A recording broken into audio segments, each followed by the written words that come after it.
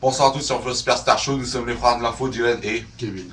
nous allons vous présenter Royal Rumble 2012. Les résultats, c'est parti.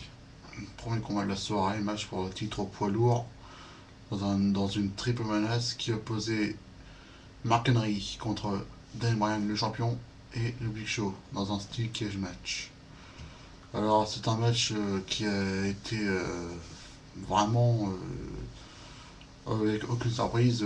Tout le monde s'attendait à ce que Bryan quitte la cage comme ça et laissant ainsi les deux gros bébés sur le ring. Mais voilà, personnellement, je voulais pas Bryan perdre le titre comme ça. Au moins, il perdra le titre à Elimination Chamber. Voilà. Ensuite, nous avons eu un match de Diva.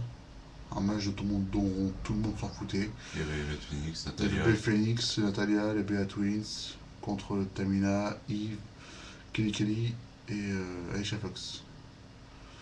Avec une victoire de Bea Twins, de Beth Phoenix et Natalia. Ensuite, nous avons eu un match entre John Cena et Kane dans un match simple qui s'est soldé dans un no contest. Les deux hommes ont continué à se frapper jusqu'au dans la coulisse. Kane qui a terrassé Cena avec quelques coups de chaise et a ensuite décidé de rentrer dans le locker room de Ryder. Il l'a emmené jusqu'à son ring et puis il a porté un top zone bad driver. Cena revient de nulle part et puis se prend un chokeslam de Kane. Donc voilà. Ensuite Kane quitte le ring en souriant, puis voilà. Ensuite nous avons eu un match entre Brodus Clay contre Drew McIntyre. Le match là a eu lieu histoire de plus puncher Brodus Clay. Bon, le match a duré à peine 2-3 minutes, pas plus. Victoire de Brodus Clay quand même. Ensuite, nous avons eu un match entre CM Punk, le champion, contre Dolph Ziggler pour le titre de la WWE, avec un invité spécial dans un premier temps, John Laurinaitis, mais il a décidé de laisser, comment dire, sa place d'arbitre à un autre expérimenté. Donc lui a préféré aller en dehors du ring et faire l'arbitre du décompte. Voilà, victoire sinon dans l'ensemble, un bon match dans l'ensemble. CM Punk qui a conservé son titre difficilement après que Dolph Ziggler s'en relevait tout le temps, mais qui était quand même sonné. Ensuite, le Royal Rumble 30 man match. Royal Rumble 30 man match. Voilà. Alors, victoire de Sheamus. 10 ans après, parce qu'il faut quand même rappeler quand même que Sheamus est rentré 22e. Et voilà, 10 ans après, c'était une anecdote car Triple H était lui-même rentré 22e En 2002. en 2002. Et puis, comment dire, voilà. En finale, il restait Sheamus et Chris Jericho. Une belle finale. Une belle finale dans l'ensemble parce que depuis 2009, il y a eu des finales un petit peu trop rapides. Entre Orton et Triple H. Par exemple, Edge et Cena. Et Santos Marella Santos Marella et Del Rio. Voilà. Sinon, j'ai quand même été déçu de ne pas avoir vu Kane dans le Royal Rumble match, sachant qu'il devait quand même participer. Parce que le truc disait que tous les gars qui feront un match au Royal Rumble pourront participer au Royal Rumble match. Mais il n'y a pas eu John Cena, il n'y a pas eu Kane. Oui, il n'y a eu que Dolph Ziggler et le Big Show. Voilà. Deux gars qui ont été déjà dans des matchs de championnat. Voilà, en gros, Big Show piqué à la place de Kane dans l'ensemble.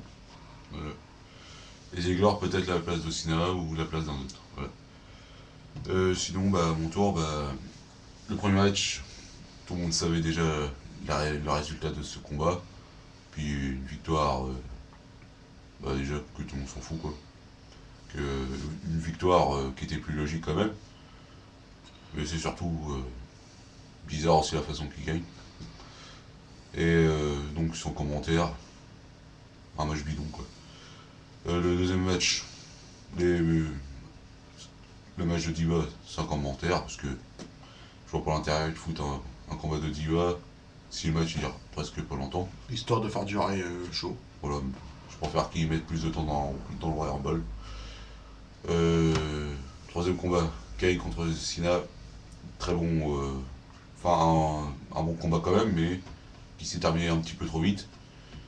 Et après, juste pour faire durer un petit peu plus de suspense, avec Ryder qui se fait démolir par Kane, et après, Cena qui veut jouer les héros, son branleur, en se prenant un choc. Après, quatrième combat dans McIntyre contre Falcons Brodus Clay, un match très rapide en 1 minute, que ça décrédibilise totalement dans McIntyre, donc un petit peu sans intérêt ce combat.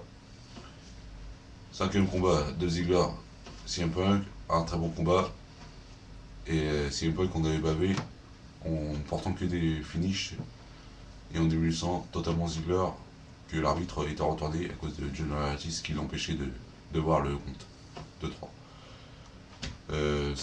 Sixième combat, Royal Rumble match, le victoire de Sheamus, j'étais content.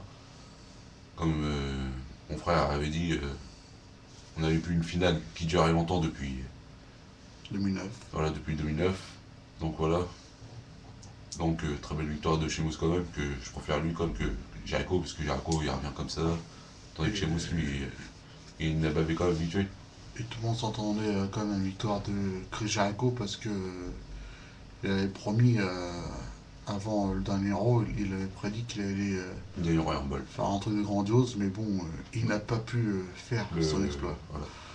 Lui Donc qui s'est fait éliminer en finale. voilà, et puis la victoire chez Moose quand même précise bien quand même que c'était voilà que Et donc juste un peu quelconque de ne pas mettre Kane.